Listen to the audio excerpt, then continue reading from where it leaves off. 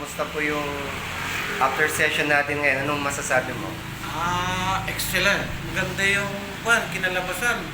Kasi wala na. Ngayon, naitatas ko ng kamay ko. Dati wala. Hanggang dito lang.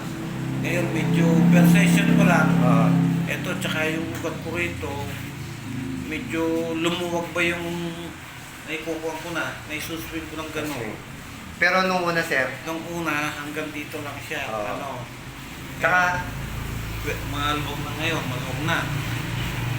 Tsaka, pag-ikot kong gano'n ngayon, maganda na yung parang pumapasok na yung hangin dito, yung ugat ko ganyan. mas maluwag na po. Mas maluwag ngayon. Kumusta naman yung tulog mo paggabi? Wala, 3 buwan na ako lang tulog. Ito nga, iPad ko na. Sana makatulog na. Baka, tingnan mo, makakatulog ka na mamaya yan.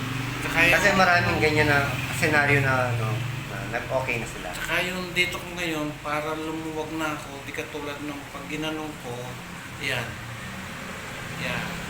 Yung magpapatunay na hirap ka sa hindi may taas ang kamay, si Mrs. And,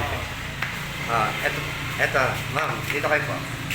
Ma'am, natataas ba ang kamay ni sir bago pumunta ngayon dito? Opo, natatasan po. Dati po hindi niya maitas kasi hirap na hirap siya. Ngayon po, okay na Ayan, po Mrs. siya. si Kuya. Mataas mo ngayon kamay, sir? Yan. Yan. Pero pauna, sir, paano siya? Hanggang dito lang. Hanggang dyan lang. Yan, Parang hanggang present. Yan, hanggang dyan lang. Dati pag tinaas ko, igaganto ko na. Masakit na masyado. Masakit na. Parang may tumutusok na hindi ko maintindihan. Tsaka dito, may tumutusok na rito. Ngayon, dati, pag binuwat ko to, ginanto ko na, ala na. Bagsak na.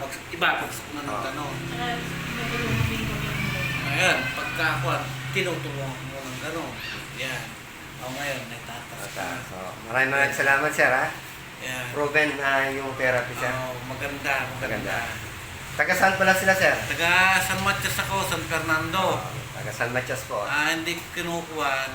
Pumunta kayo rito, malalaman ninyo at maganda yung kalalabasan ninyo.